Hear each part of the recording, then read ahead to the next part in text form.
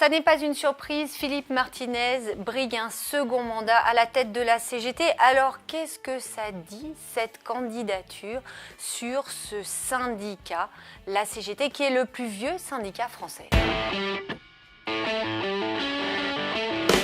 Il y a 4 ans, presque jour pour jour, Philippe Martinez, l'homme à la moustache, l'employé de chez Renault, prenait la place de Thierry Lepan, qui laissait son fauteuil dans des conditions extrêmement difficiles, puisqu'il y avait une affaire autour de Thierry Lepan, une affaire de bureau et une affaire d'appartement.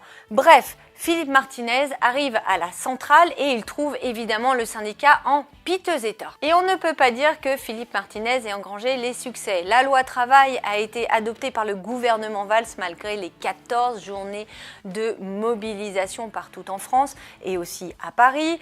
Les ordonnances Macron qui réforment le code du travail sont également passées. Ensuite, la réforme de la SNCF a été adoptée presque comme une lettre à la poste malgré la grève perlée soutenue par la CGT.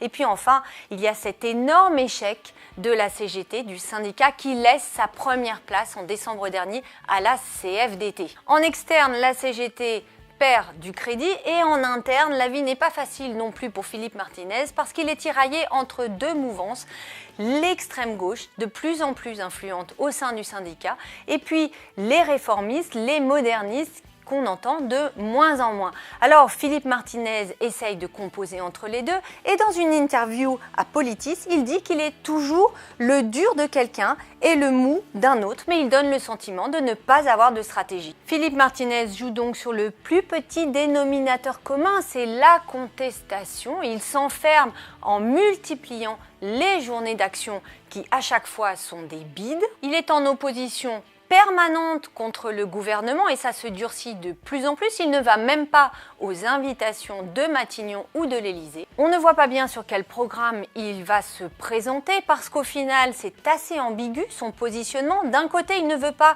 se mêler aux gilets jaunes parce qu'il craint des mouvances d'extrême droite et puis on le voit quelques mois après, lorsque le mouvement des gilets jaunes a pris de l'ampleur, être sur certains ronds-points. Il dit vouloir une unité syndicale, mais il ne cesse de tacler ses homologues et notamment Laurent Berger à fleur et moucheté dans ses interviews. Et puis Philippe Martinez n'a engagé aucun travail de reconquête alors que le nombre d'adhérents à la CGT ne cesse de s'éroder. On nous parle de 670 000 adhésions, mais c'est en perte de vitesse.